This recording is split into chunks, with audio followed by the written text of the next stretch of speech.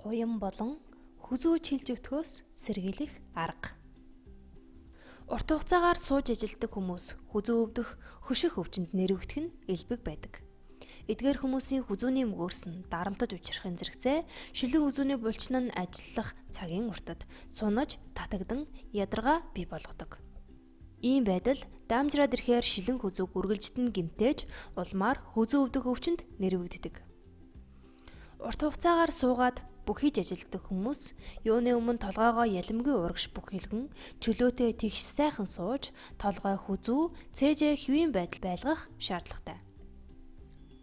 Ширээ сандлынхаа өндөр намыг биеийнхээ хэмжээнд яв зав тохируулж дэндүү бүхийж бас хэтэрхий гэдэхээс зайлсхийх хэрэгтэй.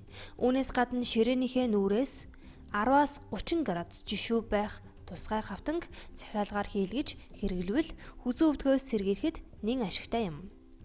Суугаа ажилтай хүмүүс 1-2 цаг болоод шилэн хүзүүгээ зүүн, баруун тийш нь олонтаа хөдөлгөж байвал сайн. Шилэн хүзүүгээ хөдлөхдөө зүүн, баруун тийш нь зөөлөн, алгуур аажмаар аль болохоор гүйцэд сайтар хөдөлгөх хэрэгтэй. Үүний зэрэгцээ 2 мөрөө хөдөлгөх дасгал хийнэ. Юуны өмнө 2 мөрөө алгуур аажмаар доош нь хумж 3-аас 5 секунд, дараа нь 2 мөрөө дээш нь өргөөд 3-аас 5 секунд болно. Энэ хөдөлгөөнөө 6-аас 8 удаа давтана.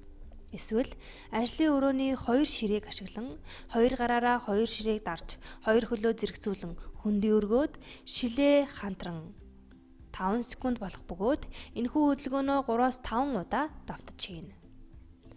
Ойрын зайнаас юмыг удаа хугацаагаар харах юм уу? Ялангуяа толгоогоо бүхэлгөөд юмыг удаа хугацаагаар харахад шилэн үзүүнд муугаар нөлөөлдөг төдийгүй харааг чилээж нүдийг харалган болгох аюултай. Иймээс удаан цагаар бүхийж ажиллахдаа зохих цаг өнгөрвөл толгоогоо өргөөд алсын бараг 30 минут харах хэрэгтэй. Ингэвэл ядаргааг тайлдаг бөгөөд шилэн хүзүү чилэхгүй.